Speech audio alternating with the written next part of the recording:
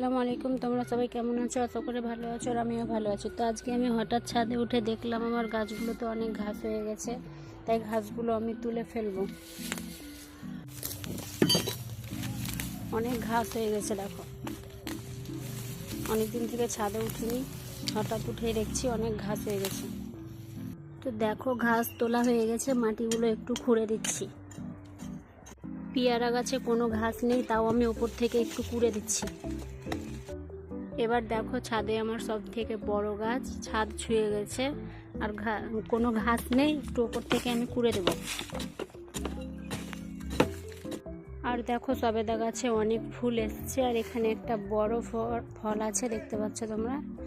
এই তো একটা বড় ফল আছে এখানে, আর এখানে কোনো ঘাস নেই, একটু আমি কুড়ে দেব। আর এটা একটা ছোট্ট লেবুর গাছ, অনেক ঘাস হয়ে আছে লেবুর গাছটায়, ঘাসগুলো তুলে ফেলি। আর এই ড্রাগনটাও আমি ডাল ভেঙে লাগিয়েছিলাম, তো এটাও অনেক বড় হয়ে গেছে, এটাই কোনো ঘাস নেই। এই ড্রাগনটা আমি 1 মাসের আগে ডাল ভেঙে লাগিয়েছিলাম, তো দেখো দুটো ফুল চলে এসছে আর অনেক ঘাস হয়ে আছে এটাতেও। এটা দেখো আরও একটা আমের গাছ, আর এটার গাছটার নাম হলো থাই কাঠিমন। এটার আম নাকি নীল রঙের হবে, তো দেখা যাক। আর অনেক ঘাস হয়েছে, তুলে ফেলবো। এটা একটা বিদেশি লিচু, তো আমি অনলাইনে অর্ডার করে গাছটা নিয়েছিলাম 1 মাস আগে।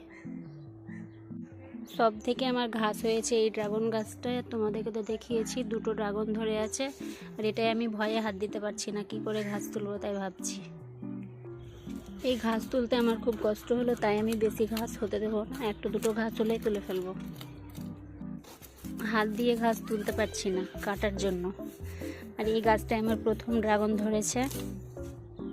অনেক দিন থেকে আমার গাছগুলোর যত্ন করা হয়নি, তাই আজকে আমি ছাদে চলে এলাম সময় করে। তো আমার শরীর খারাপের জন্য আমি গাছগুলোর ঘাসগুলো তুলতে পারিনি, তো আজকে সব গাছের ঘাসগুলো আমি তুলে ফেলেছি।